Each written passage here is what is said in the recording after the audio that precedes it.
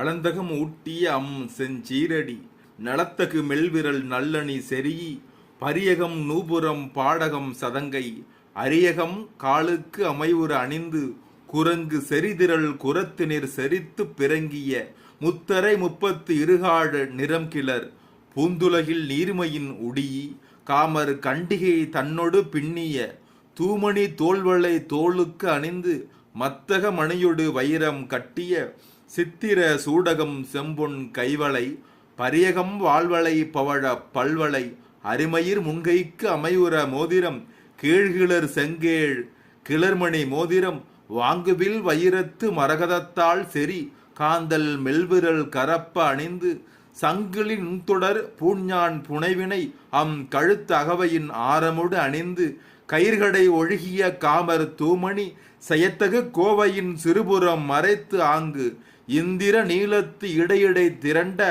சந்திரபாணி தகைவரு கடிப்பு இணை அம்காத அகவையின் அழகுற அணிந்து தெய்வ உத்தியொடு செழுநீர் வளம்புரி தொய்யகம் புல்லகம் தொடர்ந்த தலைக்கு அணி மையோர் ஓதிக்கு மாண்புற அணிந்து என்கிறது சிலப்பதிகார பாடல்.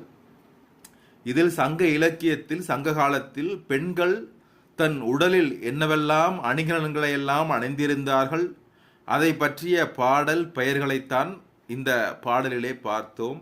இது மாதவி சிலப்பதிகாரத்தில் தான் அணிந்திருந்த ஆபரணங்கள். இந்த அழகிய ஆபரணங்கள் பற்றிய பெயர்கள், இந்த அழகிய மென் விரல்களிலே நல்ல மோதிரங்கள், காலில் பரியகம் பாடகம் சதங்கை கிண்கிணி சிலம்பு போன்ற அணிகலன்களை எல்லாம் அணிந்திருந்தார்.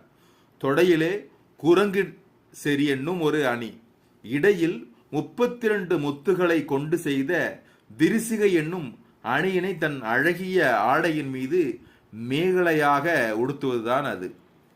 தோளிலே அழகிய கண்டிகை என்றும் அணியோடு சேர்த்து கட்டிய முத்து வளையல்களை சாற்றுவது, கையில் முகப்பில் மாணிக்கமும் வைரமும் வைத்து இழைத்த அழகிய வேலைப்பாடு அமைந்த கையடக்கமும் செம்பொன்னால் செய்த கை வளையும் கைச்சரியும் சங்கு வளையல்களும் பல்வளை பவளத்தால் ஆன வளையல்களும் உள்ளன.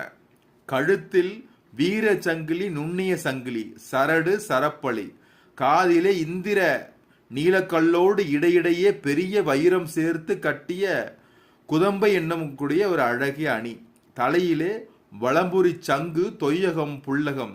அடே அப்பா, இத்தனை அணிகலன்களா? இதையெல்லாம் மாதவி தன் உடலிலே அணிந்திருந்தாரா என்ற ஒரு ஆச்சரியம்தான்.